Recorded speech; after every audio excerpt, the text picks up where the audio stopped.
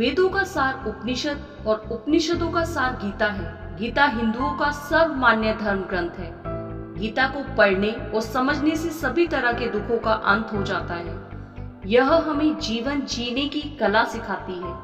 आओ जानते हैं गीता की 11 ऐसी बातें जो आपका जीवन बदल देंगी। नंबर 1 है क्रोध का त्याग कर दें। क्रोध से मनुष्य की मति मारी जाती है, यानी मूढ़ हो जाती है, जिससे स्मृति भ्रमित हो जाती है। स्मृति भ्रम हो जाने से मनुष्य की बुद्धि नष्ट हो जाती है और बुद्धि का नाश हो जाने पर मनुष्य खुद अपना ही नाश कर बैठता है। नंबर 2 है मनुष्य से भी बढ़कर है मृत्यु का भय। ना कोई मरता है और न ही कोई मारता है, सभी निमित्त मात्र हैं। सभी प्राणी जन्म से पहले बिना शरीर के थे, मरने के उपरांत वे बिना शरीर वाले हो जाएंगे। यह तो बीच में ही शरीर वाले देखे जाते हैं, फिर इनका शौक क्यों करते हो? कोई भी अमर जड़ी खाकर पैदा नहीं हुआ है। कोई जल्दी मरेगा तो कोई देर से। मृत्यु का भय मत पालो, मरना तो सभी को एक ना एक दिन है। जो बना है वह फना है। नंबर 3 है आत्मा अजर अमर है।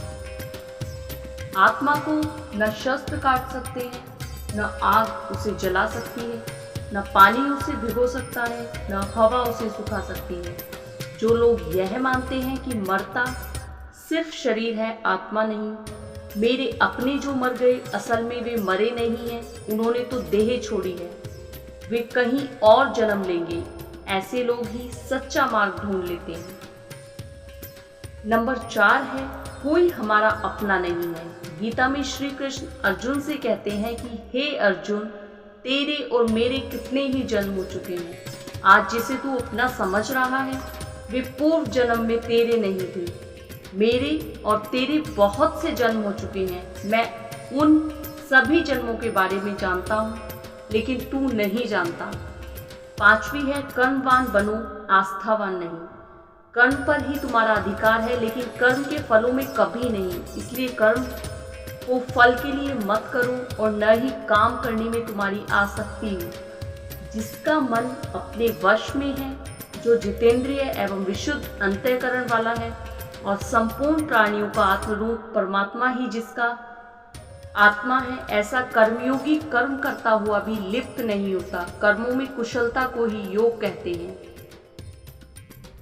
नंबर 6 है नरक का द्वार। काम, क्रोध तथा लोभ, ये 3 प्रकार के नरक के द्वार आत्मा का नाश करने वाले अर्थात उसको अधोगति में ले जाने वाले हैं। अतएव इन तीनों को त्याग देना चाहिए। नंबर 7 है व्यर्थ की चिंता छोड़, वर्तमान में जियो। क्यों व्यर्थ की चिंता करते हो? किससे व्यर्थ डरते हो? कौन तुम्हें मार सकता है? आत्मा ना पैदा होती है न मरती है। जो हुआ वह अच्छा हुआ, जो हो रहा है वह अच्छा हो रहा है, जो होगा वह भी अच्छा ही होगा। तुम भूत का पश्चाताप न करो, भविष्य की चिंता न करो, वर्तमान चल रहा है। नंबर 8 है लगाव ही दुख का कारण है। तुम्हारा क्या गया जो तुम रोते हो?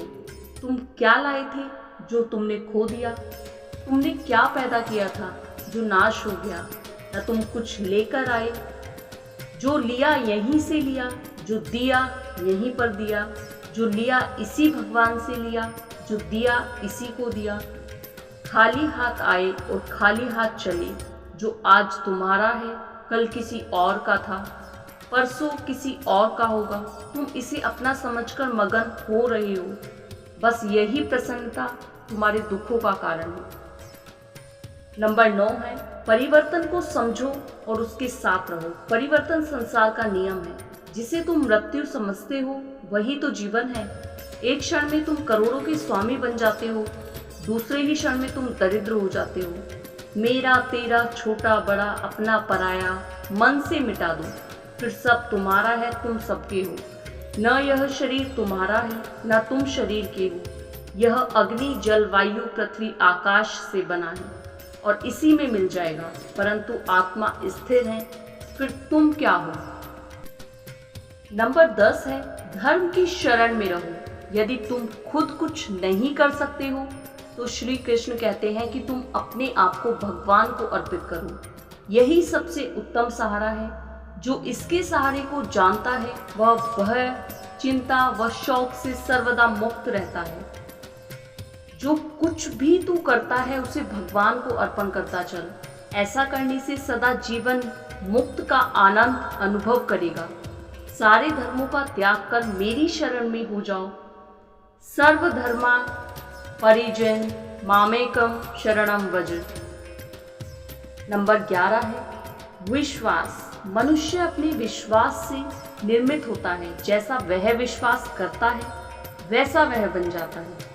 सदैव संदेह करने वाले व्यक्ति के लिए प्रसन्नता ना इस लोक में है और ना ही परलोक में है। जो कोई भी व्यक्ति जिस किसी भी देवता की पूजा विश्वास के साथ करने की इच्छा रखता है, मैं उस व्यक्ति का विश्वास उसी देवता में दृढ़ कर देता हूँ।